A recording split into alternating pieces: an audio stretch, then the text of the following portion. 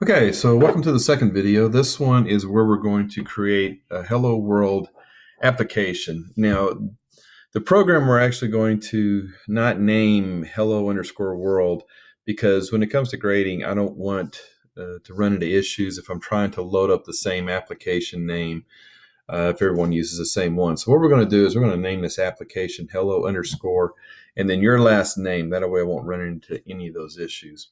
So the first thing I want to do is I want to go into Android Developer. So I'm going to open that up.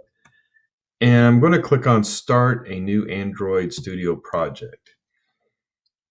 And then the application name, what I'm going to do is I'm going to call it hello_. And this is where you will type in your last name. I'm going to put in Hello Summers.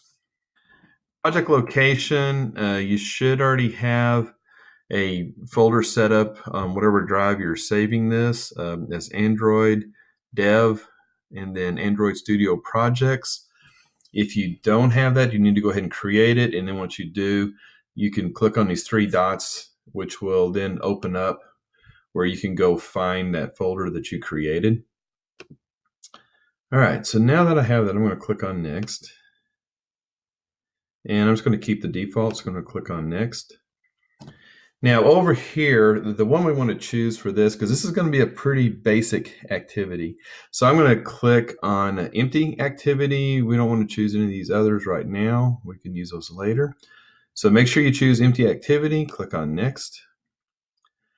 You can change some of these names, but let's just leave these as a default for right now. So click Finish. And at this point, it's going to start compiling our project. And my computer seems to be pretty fast. I have a Microsoft Surface Book with 8 gig of RAM. It does have a solid state drive, so that seems to kind of speed things up. I was trying to do this on a older machine, had the same amount of RAM, but it seemed to take about 3 times as long. All right, I'm going to let this finish.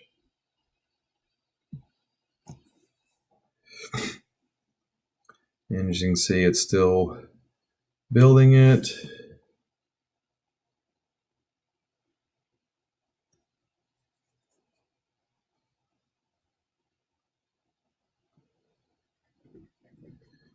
Still building. Hopefully it won't take too long here. And probably one thing you can do is, while you're watching this video, this is one of those where you can pause and play, so you'll go through the same thing and just kind of follow through with the steps that I'm doing on this. I kind of help you through this. And all these videos are to help you with, you're going to actually go create the Lab 1 project. And so this will get you prepared for that. Okay, it looks like hopefully we're finishing up. Hopefully we won't have any errors. And getting close.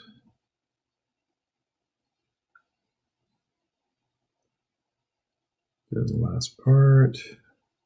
Okay, so it said it's finished. You can see down here, so Gradle build finished in 13 seconds, 84 minutes. Seemed like it took a little bit longer than that. I'm going to go ahead and close out the tip of the day.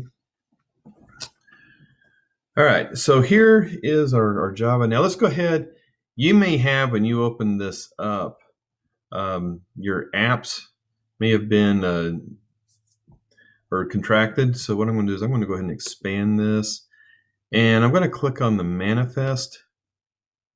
And I'm going to double click on the Android manifest file to open it up. So this is the XML, and this is where it has the actual name of your application. So you can see in here under Android label, it says Hello Summers. Well, if you put your pointer on it, you can see underneath it, it says Android label equals @string app name. Now we will get into the string names here in a little bit, but I just want you to remember that because the app name, this is how it knows which one to use. Also, this is where you have your little icon that will show up on your Android or your emulator, which looks like a kind of the top of a robot. But this is where it grabs that particular one, and we'll actually talk about that in another one. So Let's see if there's anything else on this. In here on the manifest, you can actually lock things such as where it won't rotate. You can set it where it's always portrait or it's always landscape. And you could also do other things like add high-level permissions, for this particular project or this particular application. Java, when we open this up, here's where we actually get into our code. So we have the main activity, which you can see is already up here.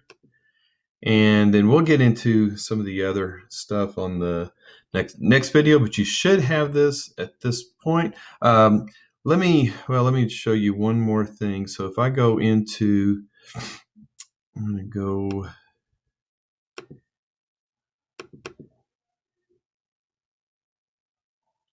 into this and get this actually creating. So now I have my activity main. Since I went over here, double clicked on activity main. At this point, you can see a preview over here of what my application is going to look like. Now, if you look over here, it's set on design.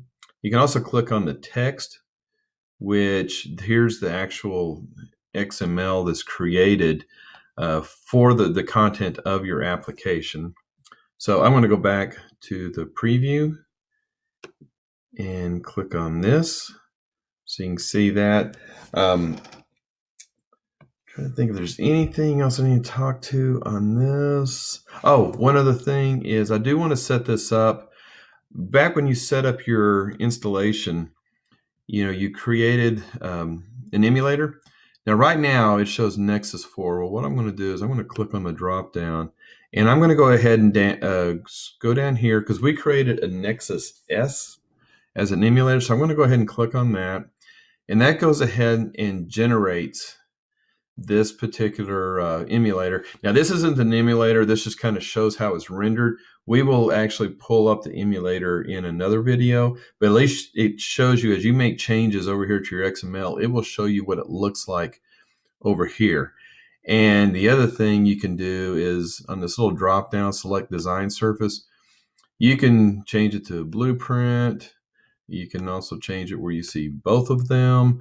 I actually just prefer to leave it on design, and so that way, as I'm making changes over here, I'm actually seeing those changes show up over there. So with that, I will end this video, and we'll see you on the next one.